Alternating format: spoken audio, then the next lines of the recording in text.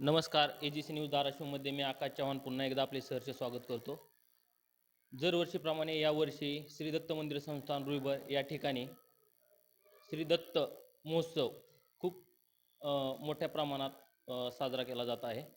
तर याच पार्श्वभूमीवर श्री दत्त मंदिर संस्थानचे सर्वांचे आदरणीय श्री आप्पाबाबा हे आपल्यासोबत आहेत.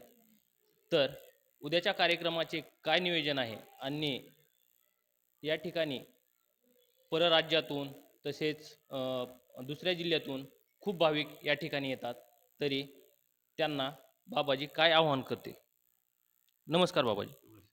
तर उद्या दरवर्षीप्रमाणे यावर्षी रुईबरमध्ये खूप मोठ्या प्रमाणात श्री दत्त जयंती जी आहे त्यासाठी भाविक येत आहेत.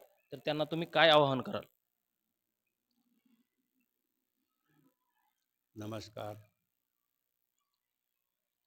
उद्या श्री दत्त जयंती म्हणजे आपल्या या कार्यक्रमाचा आत्मा उद्या आहे आणि त्यानिमित्तानं गुरुचरित्र, दत्त महात्म्य, गजानन विजय आणि इतर ग्रंथाचे पारायण होत आहेत.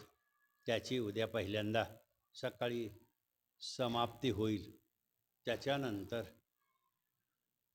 सकाळी 10 वाजता प्रवचनाला चालू होईल आणि बरोबर 12 वाजता दत्त महाराजांचा जन्मोत्सव साजरा केला जाईल आणि गुलाल उधळला जाईल. त्याच्यानंतर दर्शनाचा विषय चालू होईल.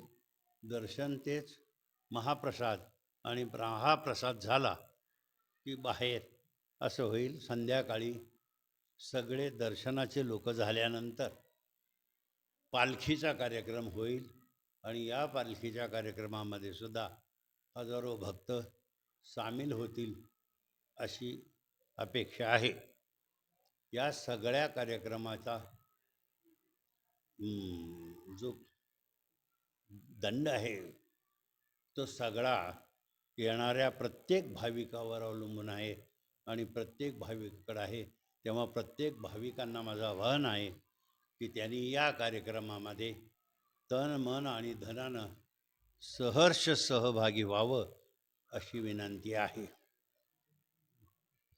तुम्ही पाहिलं की अत्यंत मोजक्या शब्दामध्ये आदरणीय बाबाजी यांनी उद्याच्या कार्यक्रमाची रूपरेषा सांगितलेली आहे.